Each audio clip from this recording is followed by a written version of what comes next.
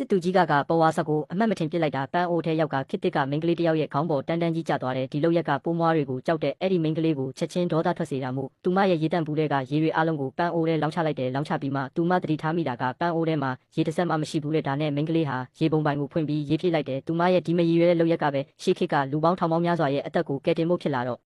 ဒါအကြောင်းကတော့ရှေးခေတ်စစ်သူကြီးတွေနဲ့စစ်သားတွေဟာရန်သူတွေရဲ့လှည့်ဖျားမှုကြောင့်လာပေါင်းများစွာဒုက္ခရောက်နေကြတာသူတို့စစ်မြင်းတွေကိုအစားအစာအတွက်တပ်ဖို့ပြင်ဆင်နေချိန်မှာရေတန့်ဘူးတွေကနေရေတွေရုတ်တရက်ပန်းထွက်လာတဲ့စစ်သားတွေဟာဝမ်းသာအားရဖြစ်သွားကြတယ်စစ်သူကြီးကတော့ဒါကိုဖျားသခင်ရဲ့ကောင်းချီးလို့ယုံကြည်ပြီးတုံ့ဆိုင်မှုမရှိပဲမြို့သူမြို့သားတွေကိုရေတွေဝေငှပေးလိုက်တယ်လူတိုင်းဟာဝမ်းမြောက်ဝမ်းသာဖြစ်နေကြတယ်ဒါပေမဲ့ဒီမိန်းကလေးတော့အခက်တွေးတော့တာပေါ့အိမ်ယာစီမံခန့်ခွာ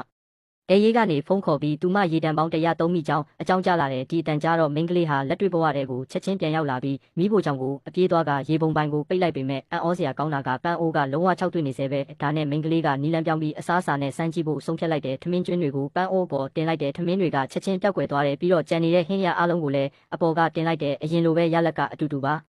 ဘဲဒီအချိန်မှာစစ်သားတွေကတော့ငတ်မွတ်နေကြတယ်ရုတ်တရက်အဖြူရောင်ထမင်းဘူးတပူးကပန်းအိုးထဲကနေကျလာတယ်လူတိုင်းဟာလုံးဝအံ့အားသင့်သွားကြတယ်တခိုက်စားကြည့်တော့မှဒါဟာဘရင်တွေပဲစားတုံးနိုင်တဲ့အစင်းမြင့်ထမင်းဖြူဆိုတာသိလိုက်ရတယ်သူတို့စကားတော်မဆုံးသေးဘူးနောက်ထပ်ဘူးတပူးကျလာပြန်တယ်ဒီတခါတော့စစ်သားတွေနဲ့ဖြစ်ပျက်နေတာတွေကိုနားမလည်နိုင်ခင်မှာပဲစစ်သားတွေဟာတကယ်ကိုငိုကြွေးကြတော့တယ်ပန်းအိုးကနေအစားအစာတွေစက်တိုက်ထွက်လာနေတယ်ဒီနောက်ွယ်ကဘလို့နက်ဖျားဆွမ်းအားပဲဖြစ်ပါစေကြ